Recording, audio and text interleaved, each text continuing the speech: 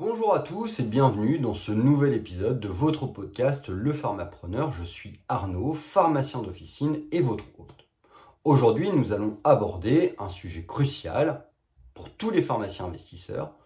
Comment la holding peut servir de parapluie contre les plus-values lors de la cession de titres. Ce sujet il est non seulement technique, mais aussi stratégique pour optimiser notre gestion fiscale et améliorer notre capacité de réinvestissement. Dans cet épisode, nous allons explorer en détail comment la création d'une société holding peut différer l'imposition sur les plus-values, offrir une meilleure capacité de réinvestissement et bien plus encore. Nous parlerons également de cas pratiques, de conseils d'experts et des pièges à éviter. Alors installez-vous confortablement et plongeons ensemble dans ce sujet fascinant. Commençons par les bases. Lorsqu'un pharmacien détient directement des titres d'une société et décide de les céder, il est soumis à l'imposition sur la plus-value réalisée. Cette imposition peut représenter une charge fiscale significative qui limite forcément la capacité de réinvestissement. Cela peut être particulièrement problématique si l'on souhaite réinvestir rapidement dans une nouvelle opportunité ou développer son activité. C'est ici qu'intervient la société holding. Une société holding, c'est une entité créée pour détenir et gérer les participations dans d'autres sociétés. Elle offre de nombreux avantages, dont la possibilité de différer l'imposition sur les plus-values lors de la cession de titres.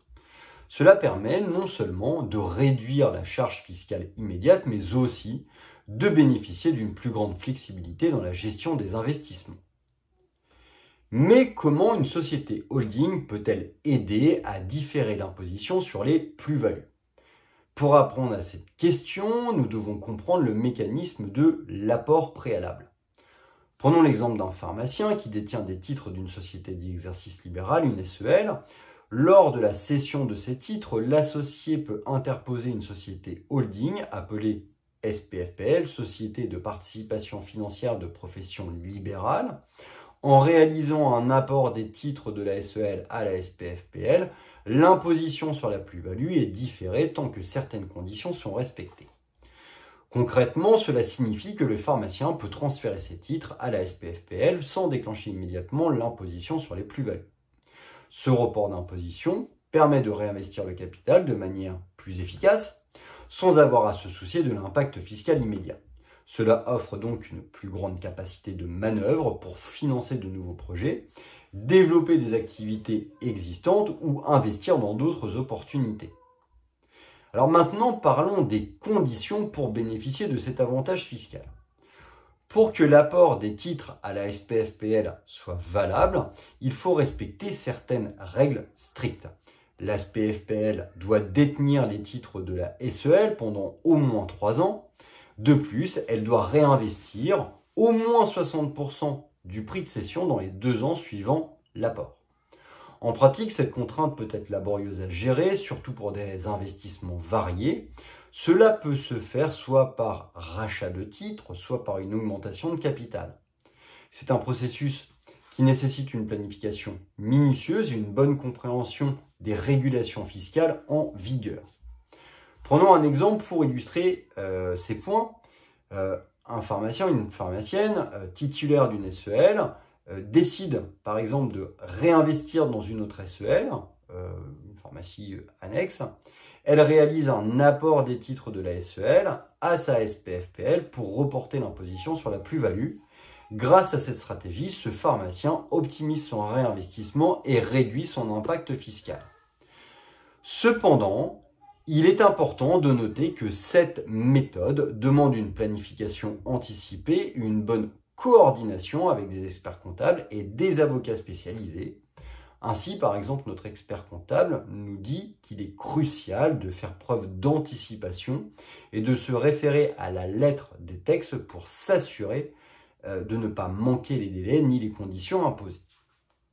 Alors parlons maintenant de cas pratiques et de conseils d'experts pour bien comprendre et appliquer cette stratégie. Pour illustrer ces points, prenons un exemple concret.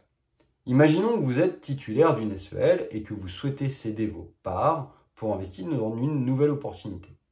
En utilisant une société holding, vous pouvez reporter l'imposition sur les plus-values et ainsi réinvestir une plus grande quantité de votre capital.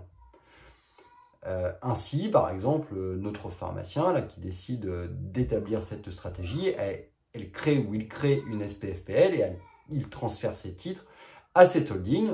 Et en respectant les conditions de détention et de réinvestissement, on pourra reporter l'imposition sur les plus-values, ce qui permettra d'avoir plus de liquidité pour investir dans une nouvelle SEL en pharmacie. Cependant, cette méthode, elle n'est pas sans risque.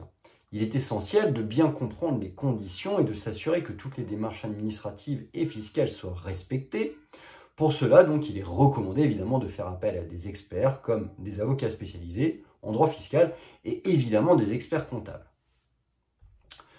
On n'insistera jamais assez sur cette importance de se référer à la lettre sur les textes pour bien anticiper les choses et de bien respecter les règles. Car si jamais on ne respecte pas ces règles, tout simplement cela peut entraîner une imposition immédiate des plus-values et cela annule tous les avantages de la stratégie. Alors comme pour toute stratégie fiscale, il y a des pièges à éviter. L'un des principaux risques est de ne pas respecter les délais et les conditions imposées par la loi.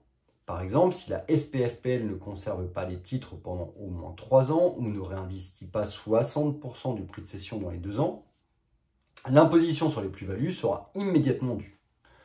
Un autre piège est de ne pas bien planifier le réinvestissement. Il est donc crucial d'avoir une vision claire de ses objectifs d'investissement et de s'assurer que la stratégie reste conforme aux lois en vigueur. Pour cela, n'hésitez pas à consulter régulièrement votre expert comptable ou votre avocat. Pour conclure, la création d'une société holding peut être une stratégie efficace pour les pharmaciens souhaitant optimiser leur fiscalité lors de la cession de titres. Cependant, cette stratégie demande une bonne préparation et l'accompagnement d'experts pour en tirer pleinement avantage. Je vous recommande vivement de consulter votre expert comptable et votre avocat avant de prendre des décisions importantes concernant la création d'une holding et le réinvestissement des plus-values. Assurez-vous également de bien comprendre les conditions à respecter et de planifier soigneusement vos investissements pour éviter les pièges.